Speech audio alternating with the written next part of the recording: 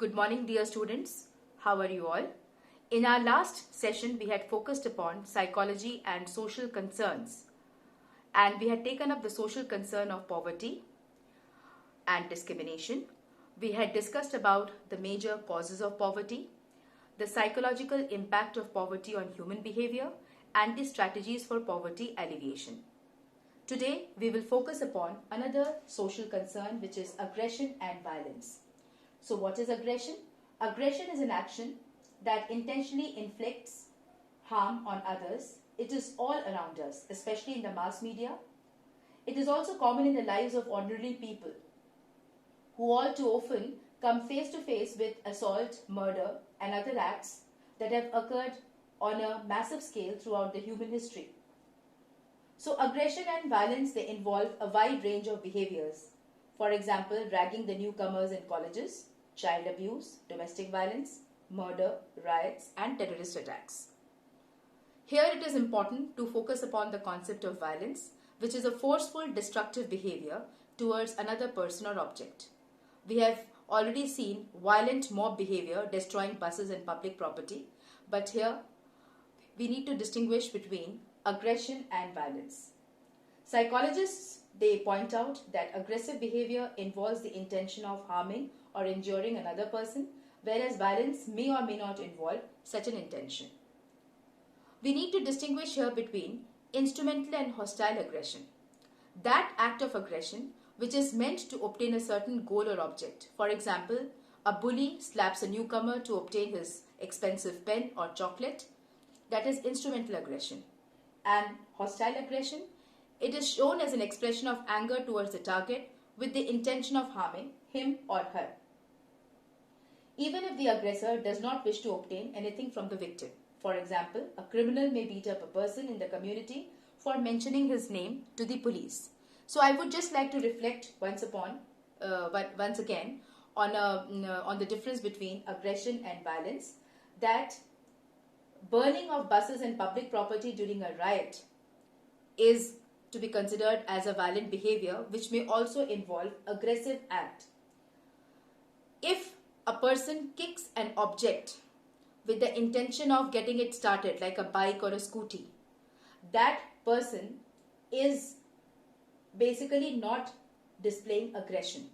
But if he conducts this activity of damaging another person's bike or scooty because he dislikes that person, in that case there is an intention of causing harm, and therefore it can be considered as an act of aggression. Hope the difference between aggression and violence is now clear. Coming to the next, causes of aggression.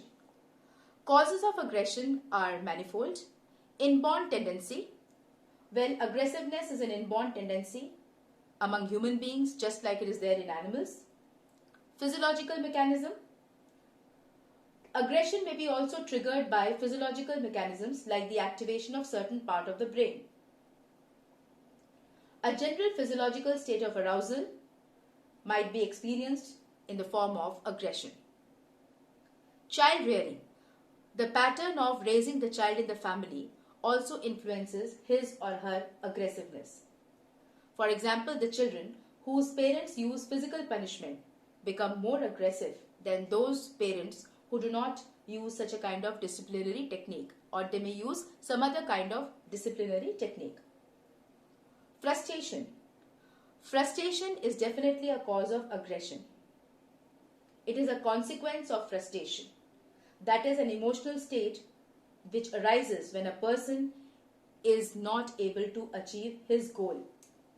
Well, children, we have done the concept of frustration aggression theory given by Dollard and Miller in class 11th.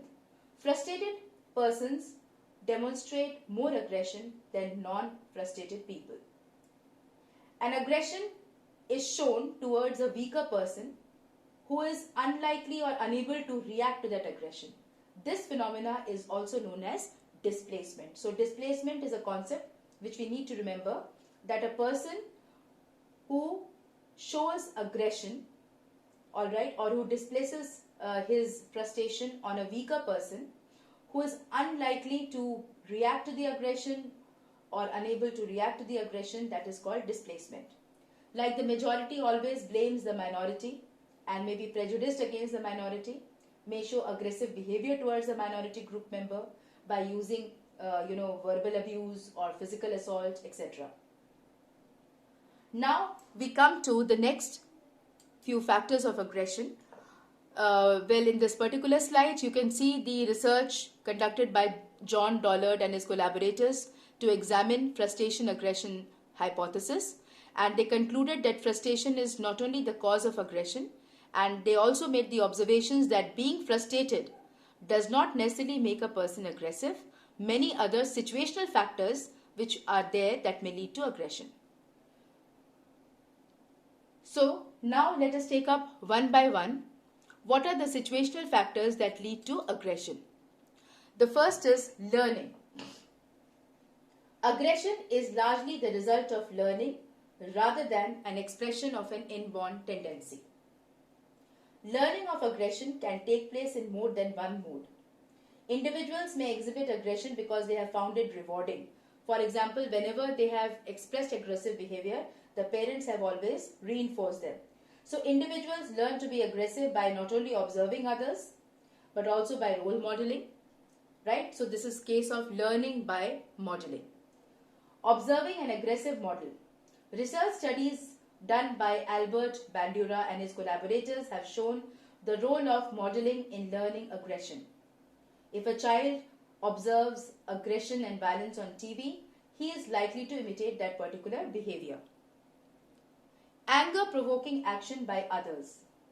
If a person watches a movie which shows violence, then is made to feel angry by insults or any kind of threat or any kind of physical aggression, then he or she may likely to show aggression than if he or she is not made to feel angry.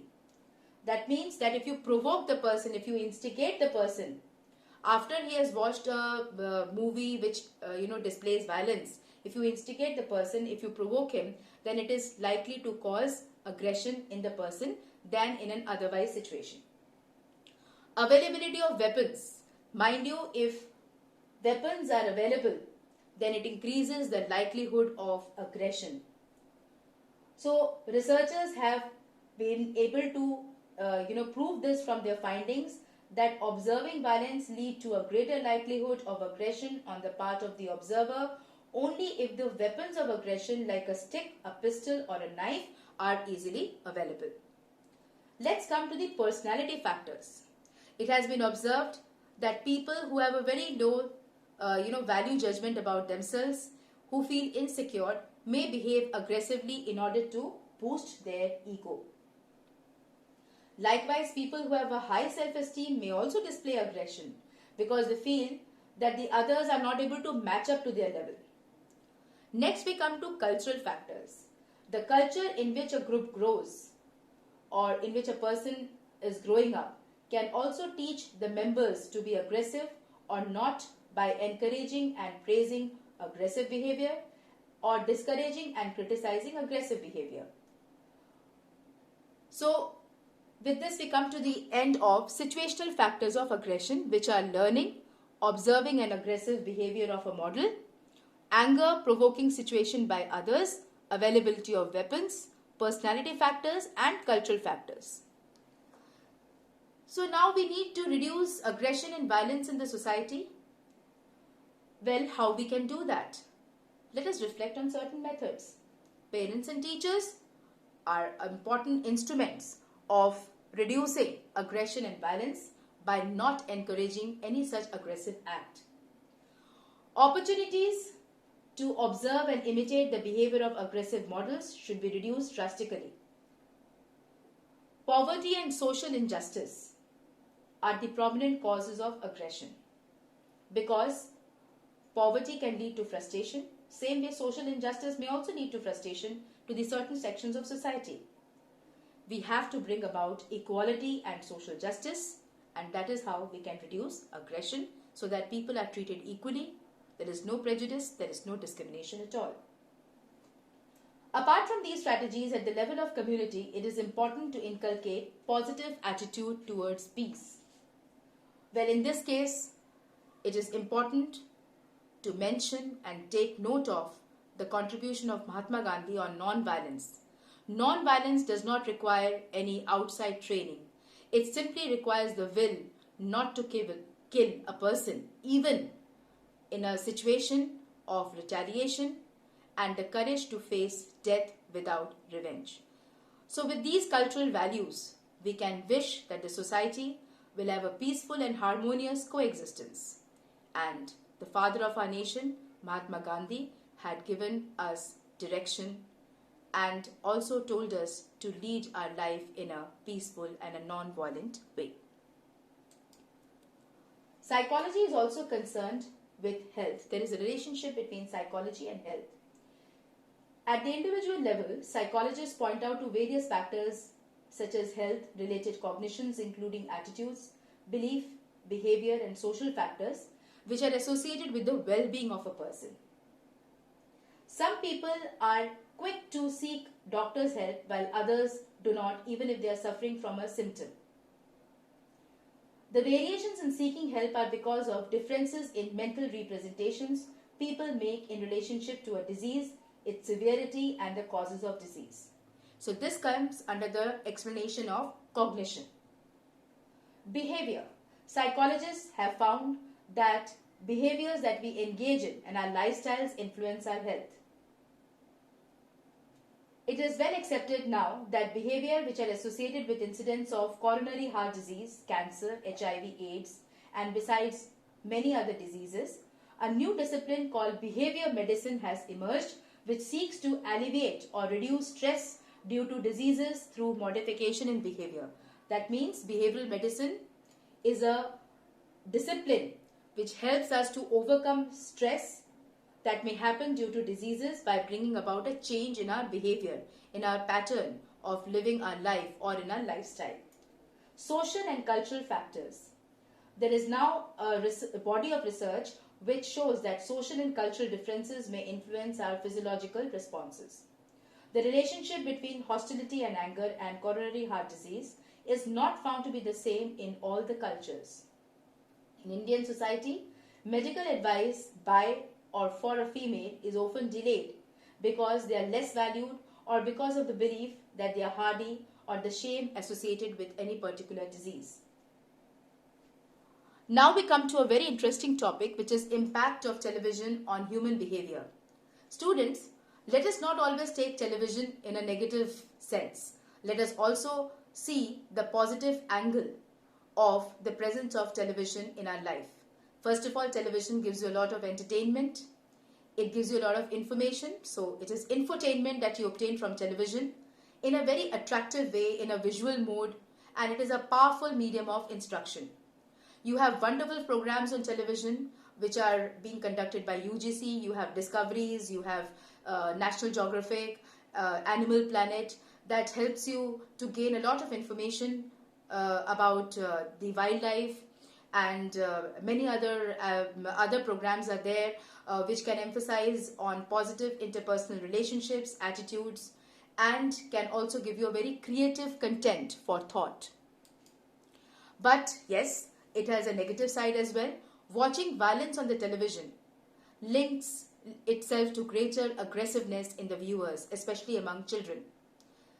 Sometimes children want to imitate those role models who are WWE champions, and they want to imitate them, and their aggressiveness is manifested in their behavior. But the positive part is that sometimes the natural aggressive tendency of the viewers that gets bottled up inside needs to have an outlet, and that comes out when you watch an aggressive program. So this is called catharsis. Another negative impact of television on human behavior is that amongst the adults, it develops a consumerist attitude. As you can see from this slide, the person says that it is so good, I wish I could have it all. This is after he is watching an advertisement. Alright, but advertisements also give you information that what products are available in the market. It is up to you to decide and judge that what product you actually require. So numerous products have been advertised, and it is very natural for the viewer to get carried away. No matter however these results, in whatever ways they may be interpreted, there seems to be sufficient evidence to pose a warning to unlimited TV watching. With this, we come to the end of the chapter, Psychology and Life. Hope the chapter has been clear to you. And in today's session, we have taken up aggression and violence as major psychological concerns. We have also focused on the need for world peace by carrying on the values that Mahatma Gandhi has instilled in the Indian society. We have also discussed the relationship between psychology and health and the impact of television on human behavior. So with this, I hope you will develop a rational attitude towards the environment and you will use it judiciously and also try to preserve it as much as possible by not being exploitative towards it. Thank you.